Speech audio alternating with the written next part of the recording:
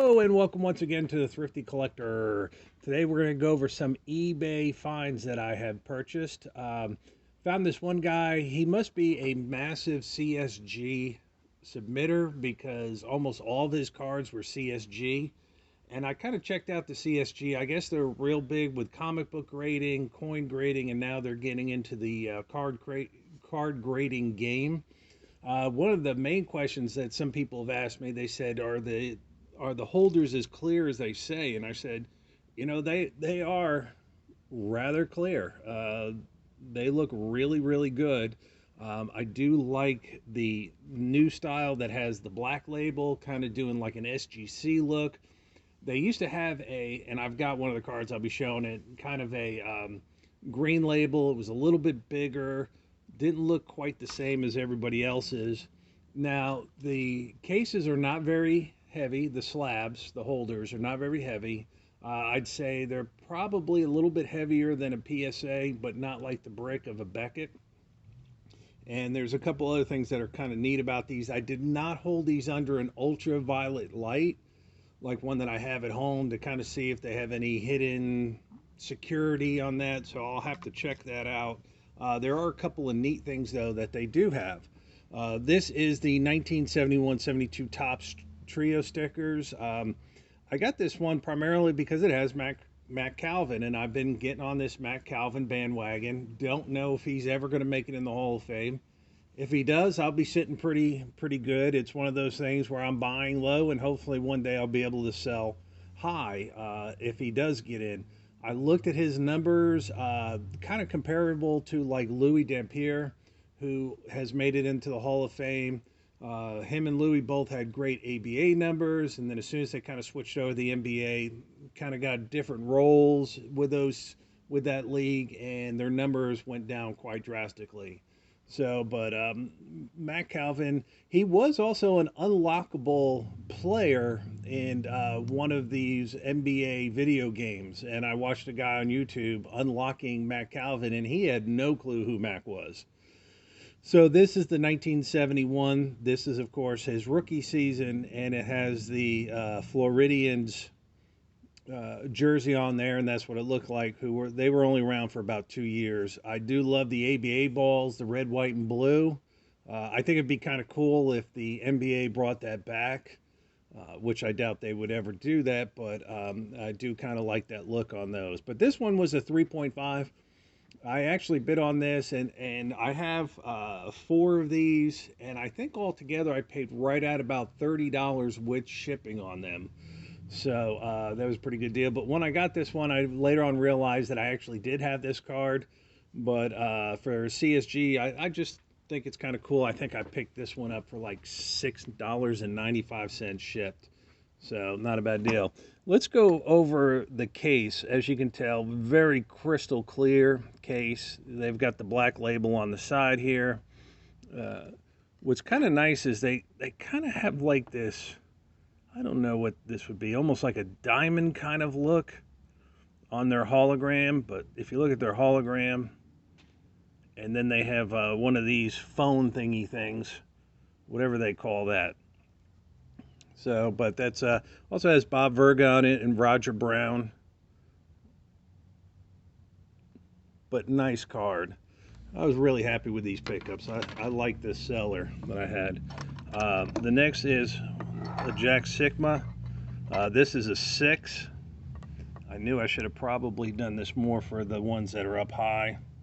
This is Jack Sikma's rookie card. It's the 78. He is a Hall of Famer. I got a 6, which for 78, that's not a bad grade. And like I said, I paid less than $30 for all these ships. So once again, you kind of have that diamond teardrop kind of look. Let me see if I can get that in the light so you can see that right there.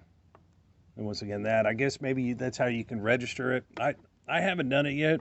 I'll give it a try. Maybe I'll post that again another video.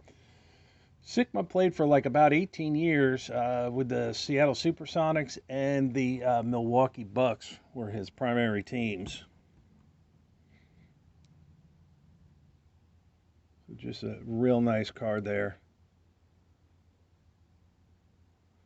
He went to Illinois Western. Never even heard of that school. That's your Jack Sikma. Next card is another Florida card. This is Sam Robinson, who actually put up some pretty good numbers. This would have been his rookie card. Read some of the things about the Floridians. They actually played in a hangar. They were your typical, if you've ever seen that movie, what was the one with Will Ferrell? Semi-Pro, was it? Something like that. It was basically about an ABA team, and that's what it was. I've looked at some of these guys played for ABA teams, and they played on 6 different teams sometimes in about 3-4 years, because they'd be on a team and the team would fold, and then they would just get picked up by somebody else. They'd just get up and go. But another Florida card.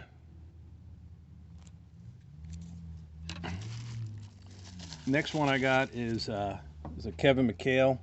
This is the 88 sticker. Growing up in New England, of course, I was a huge Celtics fan. Bird and McHale, Parrish, DJ. It does look like they grade these a little bit tougher. You don't really see a lot of 9.5s or 10s, at least on this guy's side. I don't know if he's keeping them or not. There's also some kind of little hologram right in there in the top left. You can see that. So that's a 6.5. And that was it. That was the 4 cards that I had. I went through them already. So the CSG, I do like their product. I haven't really checked them out. I don't know if they're the same price as PSA. I'm sure they're not upcharging everybody for their cards. I still would love to do a full-blown session on why PSA gets your money for your card. To me, it's the craziest thing in the world, but hey, we live in a crazy time when it comes to collecting. But yeah, so Mack Calvin, I've been still picking up his rookie cards. I'm going to do another video where I've gotten some of his cards Slab, picking them up at great prices, at least I think. If you remember, I think it's the 76 cards that were the real big cards. I actually picked up a Beckett graded 8 of that. I think I paid about $15 for that. Went a little steep, but I figured for an 8 for that year, those are hard cards, because a lot of kids, you know, they got bent corners. People weren't used to having cards that big and that. So. But yeah, so if you're thinking about it, check out CSG. I'm not saying you got to go out and get your cards graded by him, but I'm glad this guy did. I'm picking up cards at a real good price, maybe a couple dollars more than if I just bought the car raw. So, and it's kind of a neat thing to have these holders. I don't know if CSG is going to stick around.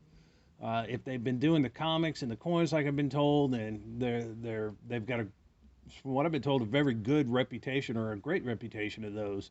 So maybe they'll stick around, and maybe they can bust into the top 3, which of course is PSA, Beckett, and SGC.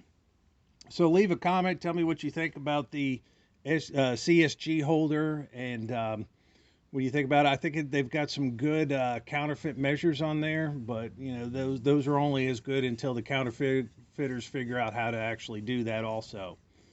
So everybody have a good one. As always, stay thrifty. I've got some more cards coming from this particular seller on eBay, so hopefully I'll be able to share them soon. Stay thrifty. Take care.